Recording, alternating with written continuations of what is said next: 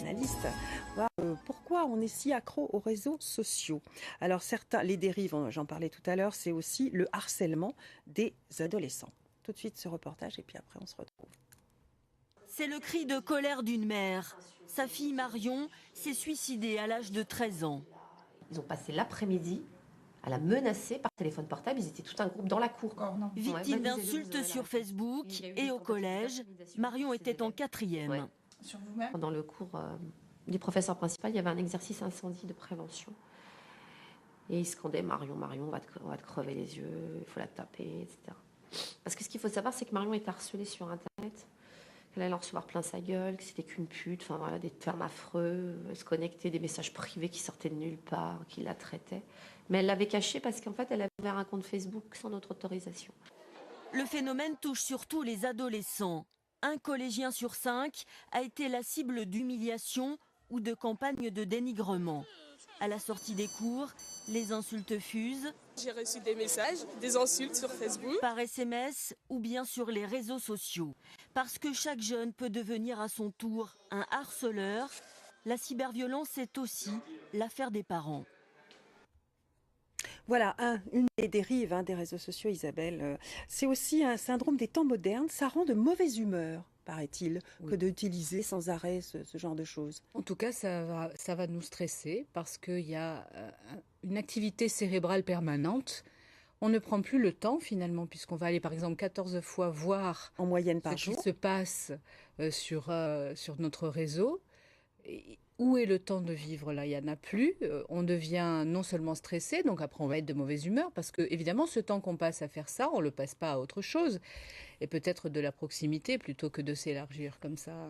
Tout à fait. Alors on voyait les adolescents victimes de harcèlement, mais sans aller jusque-là, il paraît qu'ils se connectent pendant qu'ils font leurs devoirs. C'est pas l'idéal pour la concentration et l'apprentissage. Non, pas du tout, absolument. C'est vraiment une sollicitation beaucoup trop multiple pour le cerveau. N'oublions pas que pour pouvoir apprendre, comprendre, eh bien il faut donner du temps et de la tranquillité au cerveau pour se canaliser et bien apprendre. Par exemple, ne serait-ce que écouter une musique qui n'est pas adaptée au moment où on étudie, ça va pas. Donc vous pensez bien que si je cherche partout ce que m'ont dit mes amis de très rigolo et qui m'empêchent d'étudier, ben forcément c'est pas très bon. Alors justement, vous parlez d'amis, ce sont pas des vrais amis, c'est une ruse employée pour nous inciter à nous connecter.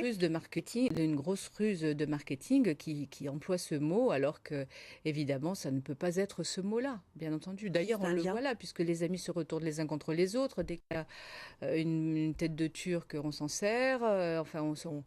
Tout le monde va se ruer sur la même personne.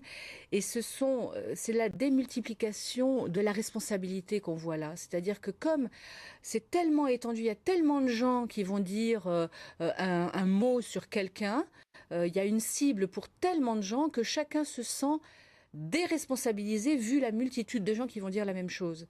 Et on ne peut pas avoir 1000 amis et avoir une intimité avec des amis. Alors ça pose des problèmes dans le couple aussi. C'est l'ennemi du couple car ça crée des jalousies. Oui, parce que avant, on avait toujours un ami à qui on allait confier peut-être les petits malheurs du couple temporaire. Et aujourd'hui, on en a plein. Donc, il faut savoir garder son jardin secret. Voilà. Tout ne se dit pas. Voilà. Avant, quand on avait un problème de réputation dans le quartier, ça restait dans le quartier, on changeait éventuellement de quartier, par exemple. Mais aujourd'hui, on change de quoi? On change de rien, on peut plus. Et donc, on a besoin de Ludovic pour changer. C'est ça. Alors, c'est chronophage, pour revenir à ce qu'on disait tout à l'heure. On se connecte très très souvent, plusieurs fois par jour.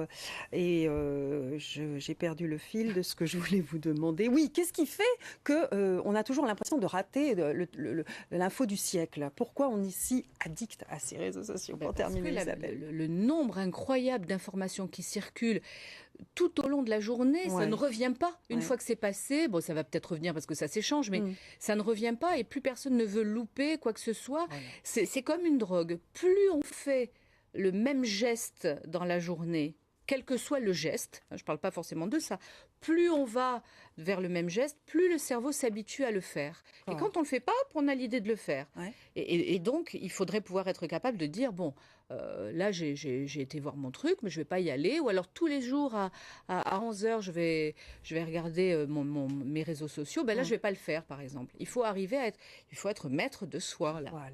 Récupérer vivons heureux, vivons cachés. Hein. Prenons le temps. Ouais. Donc voilà, les réseaux sociaux, autrement dit, c'est pas terrible. Un peu.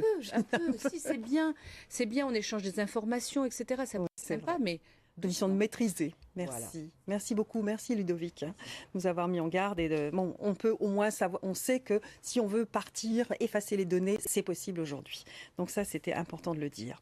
Merci à tous les deux. C'est la fin de cette émission. Ce soir, ne manquez pas sur notre antenne, après le journal de Soir 3, un documentaire qui s'appelle La Pizza. C'est tout un autre rayon. Un film inédit de Jean-Louis Audrey, qui vous emmènera sous les néons de Times Square, dans les ruelles d'Italie et aussi au pied des camions de pizza qui sont une invention marseillaise. Voilà, vous saurez tout ce soir sur France 3.